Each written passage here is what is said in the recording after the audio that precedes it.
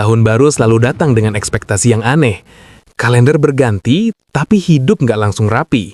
Masalah lama masih ada, kecemasan masih ke bawah, dan pertanyaan tentang masa depan tetap belum punya jawaban jelas. Buat banyak Gen Z, tahun baru bukan soal kembang api atau resolusi, tapi momen sunyi di mana kepala mulai ribut sendiri. Ada harapan, tapi juga ada rasa capek yang belum sembuh. Ada niat berubah, tapi juga takut gagal lagi. Gen Z hidup di zaman yang cepat, bising, dan penuh perbandingan. Dunia menuntut banyak hal sekaligus, sukses, stabil, bahagia, produktif, sehat mental, punya tabungan, punya tujuan hidup. Semuanya datang bersamaan, tanpa jeda.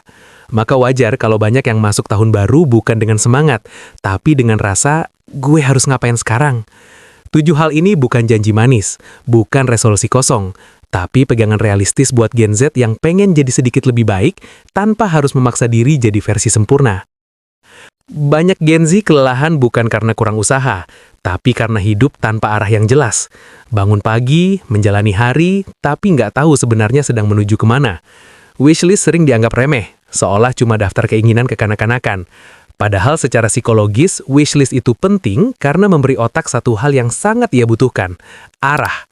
Wishlist bukan tentang semua keinginan harus tercapai, bukan juga tentang target besar yang bikin stres. Wishlist adalah pengakuan jujur ke diri sendiri tentang apa yang sebenarnya kamu inginkan, bukan apa yang terlihat keren di mata orang lain. Saat kamu menuliskannya, otak berhenti bergerak secara acak. Kamu tidak lagi hanya bereaksi terhadap keadaan, tapi mulai merespons hidup dengan kesadaran. Tanpa wishlist, hidup terasa seperti lari di treadmill. Capek, tapi nggak kemana-mana. Dengan wishlist, meski pelan, kamu tahu langkahmu mengarah ke sesuatu. Dan rasa punya arah itu sendiri sudah cukup menenangkan bagi banyak Gen Z yang hidupnya penuh ketidakpastian. Tahun baru sering diasosiasikan dengan perubahan besar. Padahal perubahan paling berdampak justru datang dari hal kecil yang diulang. Kegiatan rutin seperti olahraga ringan, jalan pagi, stretching, atau sekedar gerak 10-15 menit sehari sering diremehkan karena terlihat sepele. Tapi bagi kesehatan mental Gen Z, rutinitas adalah jangkar. Di dunia yang kacau dan cepat berubah, rutinitas memberi rasa stabil. Ia memberi sinyal ke otak bahwa ada bagian hidup yang bisa dikendalikan.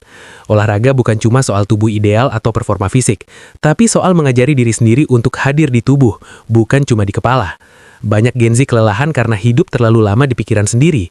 Rutinitas yang bermanfaat bukan soal disiplin keras, bukan juga soal konsistensi sempurna, tapi tentang kesediaan kembali lagi bahkan setelah bolong beberapa hari. Tahun baru tidak butuh kamu jadi super produktif, cukup jadi sedikit lebih peduli pada tubuh dan ritme hidupmu sendiri. Overthinking sering disalahpahami sebagai kelemahan, padahal overthinking adalah tanda otak yang aktif, waspada dan terbiasa memikirkan kemungkinan. Masalahnya bukan di berpikirnya, tapi di arah berpikirnya. Banyak Gen Z terjebak mencoba menyelesaikan seluruh masa depan di kepala, padahal hidup hanya bisa dijalani satu hari dalam satu waktu. Mengurangi overthinking bukan berarti memaksa diri untuk tenang atau berpikir positif terus. Itu justru bikin tekanan baru. Yang lebih realistis adalah belajar membedakan mana yang berada dalam kendali dan mana yang tidak. Banyak kecemasan lahir dari upaya mengontrol hal-hal yang belum tentu terjadi. Tahun baru bisa jadi momen untuk melatih diri berhenti sebentar. Bertanya, apa langkah paling dekat yang bisa gue lakukan hari ini?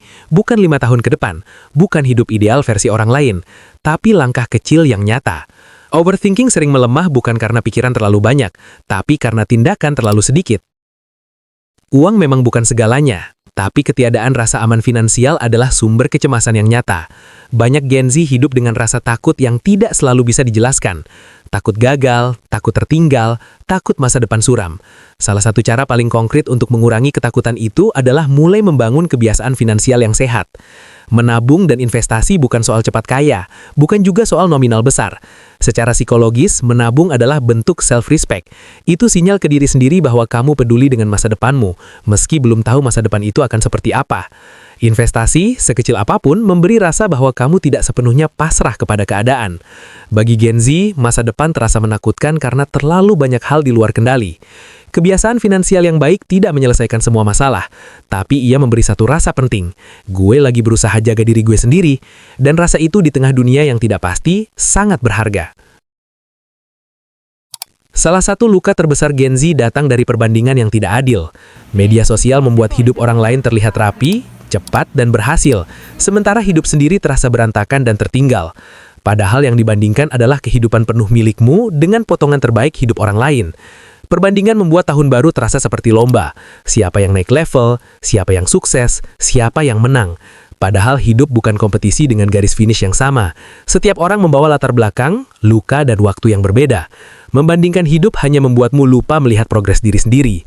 Mengurangi perbandingan bukan berarti menutup mata dari dunia, tapi belajar menyadari bahwa timeline orang lain bukan peta hidupmu.